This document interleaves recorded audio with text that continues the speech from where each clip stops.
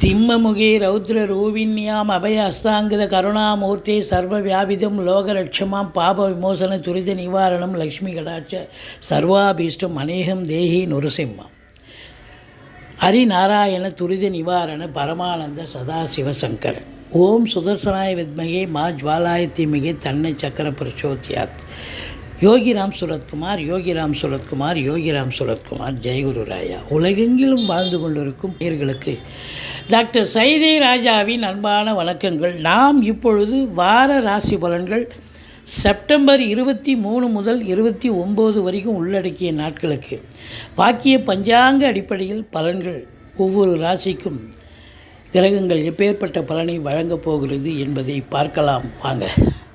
விருச்சிக ராசி காலபுருஷனுக்கு 8வது ராசி. செவ்வாய் பகவான் ஆட்சி பெறும் வீடு. இப்பொழுது செவ்வாய் பகவான் 8ஆம் இடத்தில் மிதுனத்தில் இருக்கிறார். 8ஆம் இடம் என்பது மறைவு ஸ்தானம். மறைவு ஸ்தானமாக இருந்த போதிலும் இந்த ராசிநாதன் 8ஆம் பார்வையாக முயற்சி ஸ்தானத்தை பார்க்கிறார். மிக எடுக்கின்ற முயற்சிகளில் திருவினையாக்கும் என்று சொல்லலாம். விசாகம் 4ஆம் பாதம், அனுசம், கேட்டை நட்சத்திரம் உள்ளடக்கிய இந்த நட்சத்திர அன்பர்களுக்கு இந்த வாரம் எப்படி இருக்கப் போகிறது என்று பார்த்தால் மிக மிக சூப்பராக இருக்கும் என்று சொல்லலாம். முதல் காரணம், 7ஆம் இடத்தில் குரு இருப்பது மாபெரும் சிறப்பு.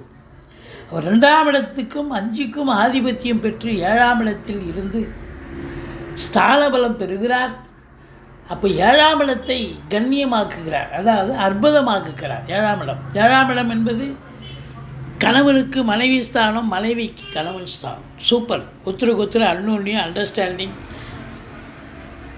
நண்பர்கள் வட்டாரம் விரிவடையும். கூட்டு தொழில் செய்பவர்களுக்கு கூட்டாளிகள் கூட ஒரு அண்டர்ஸ்டாண்டிங் இருக்கும். கூட்டு தொழில் சிறந்து விளங்கும். அது மட்டுமா, எதிர் வீடு, பக்கத்து வீடு, அக்கம் பக்கம், வேலை பார்க்குற இடம், தொழில் பார்க்குற இடம், சொந்தம், எல்லா இடத்துலையும் பார்த்திங்கன்னா ஆதரவுகள் பெருகும் என்று சொன்னால் மிகையாகாது. மொத்தத்தில் சமூகத்தில் பேரு புகழ் அந்தஸ்து உயரக்கூடிய ஒரு தருணமாகத்தான் இந்த வாரம் அமைகிறது. அது மட்டுமா, குரு பார்வை கோடி நன்மை. 11ஆம் இடத்தை குரு பார்க்கிறார். ராசியை குரு பார்க்கிறார். முயற்சி ஸ்தானத்தை குரு பார்க்குறார். அப்போ 7ல் குரு இருக்கார் அப்படின்னு சொன்னால் குரு பலன் இருக்கா? விருச்சிக ராசி அன்பர்களுக்கு குரு பலன் இருக்குது. ஆண் பெண் இருபாலருக்கும் திருமணம் ஆகாதவர்களுக்கு திருமணம் ஆகக்கூடிய அதற்கான பேச்சுவார்த்தை நடத்தி அந்த செயலுக்கு அது சுப நிகழ்ச்சிகள் நடத்தக்கூடிய ஒரு காலகட்டம். அற்புதமான நிலை. உங்களுக்கு பாருங்கள், ராசியை குரு பார்க்குறார். இந்த ராசியில் சந்திரன் நீச்சம் அடைகிற இடம். இந்த நீச்சம் அடைகிற இடம் அப்படின்னா அந்த விருச்சிக ராசிக்காரெல்லாம் கொஞ்சம் குழப்பவாதிகள். தங்களையும் குழப்பி அடுத்தவங்களையும் நல்லா குழப்புவாங்க, அநியாயத்துக்கு குழப்புவாங்கன்னு சொல்லலாம். ஆனாலும் குரு பார்வை கோடி நன்மை. குழப்பத்துக்கு இடமில்லை. தெளிவான சிந்தனை, செயல்கள், எண்ணங்கள் ஏற்படும். தொழிலில் செய்யக்கூடிய தொழிலில், உத்தியோகத்தில் முனைப்போடு இருந்து அதில் சாதிக்கக்கூடிய தருணமாக இது என்று சொன்னால் கண்டிப்பாக சாதிக்கக்கூடிய நேரம். குடும்பத்தில் அமைதி, நிம்மதி, சந்தோஷம், குதூகலம், நல்ல பண வரவு, பொருள் வரவு கண்டிப்பாக இருக்கும். உங்கள் சொல்லுக்கும் செயலுக்கும் மதிப்பு மரியாதை கண்டிப்பாக ஏற்படும். பிபிஓ, சாஃப்ட்வேர், ஹார்ட்வேர், தபால் தந்தி, லாக்கா, கொரியர் சர்வீஸ், விளையாட்டு வீரர்கள், வீராங்கனைகள், நடன கலைஞர்கள், ஸ்டண்ட் கலைஞர்கள், பின்னணி பாடகர்கள், இசை அமைப்பாளர்கள், இசை வல்லுநர்கள், சினிமா மற்றும் தொலைக்காட்சி பிரிவில் பணியாற்றக்கூடிய நடிகைகள், டெக்னீஷியன்கள், எடிட்டர்கள், கேமராமேன்கள், புகைப்பட கலைஞர்கள் அத்துணை பேர்களுக்கும் வாய்ப்புகள் வந்து கதவை தட்டப்போகிறது.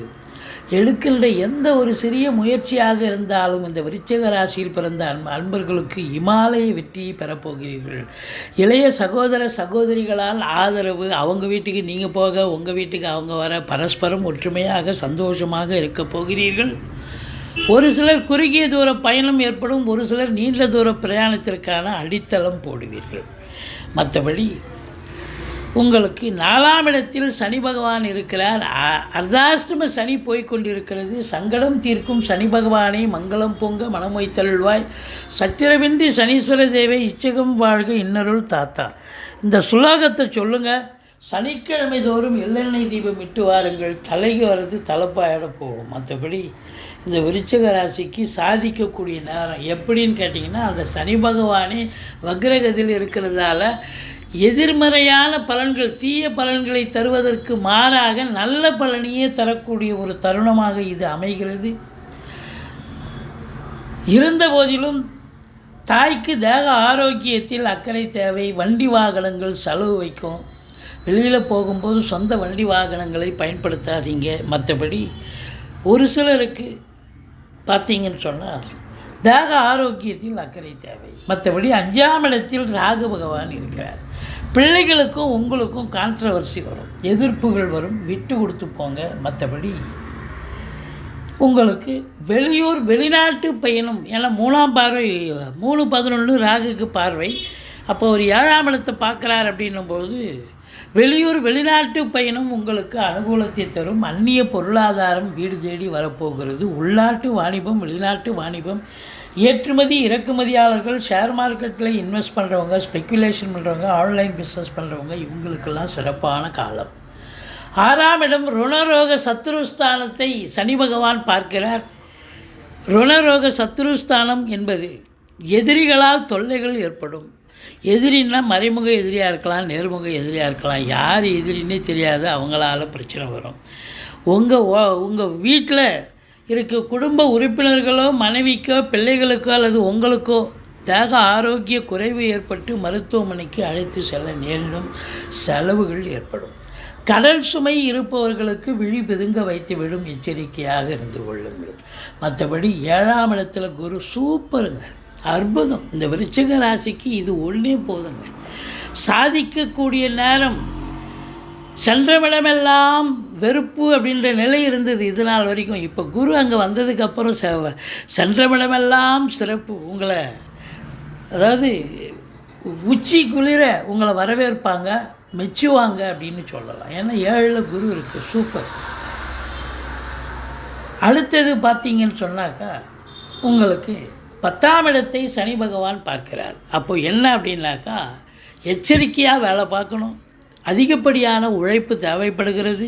சொந்த தொழில் பண்ணாலும் சரி, அரசு உத்தியோகமாக இருந்தாலும் சரி, தனியார் துறையில் வேலை பார்க்குறவங்களுக்கும் சரி, சின்சியாரிட்டி, டெடிகேஷன். 8 ஹவர் டியூட்டின்னா 10 ஹவர் வேலை பார்க்க வேண்டிய சூழல். அப்போ இன்புட் இருக்குதுன்னு சொன்னால் அவுட்புட் கண்டிப்பாக உண்டு தானே. அப்போ உங்களுக்கு பார்த்தீங்கன்னா அந்த 10ஆம் இடத்து அதிபதி சூரியன் 11ல் இருக்கார். அப்போது அரசு உத்தியோகத்தில் ப்ரொமோஷன், இன்க்ரிமெண்ட், ட்ரான்ஸ்ஃபர் போன்ற நல்ல விஷயங்கள் அற்புதமாக நடைபெறும்.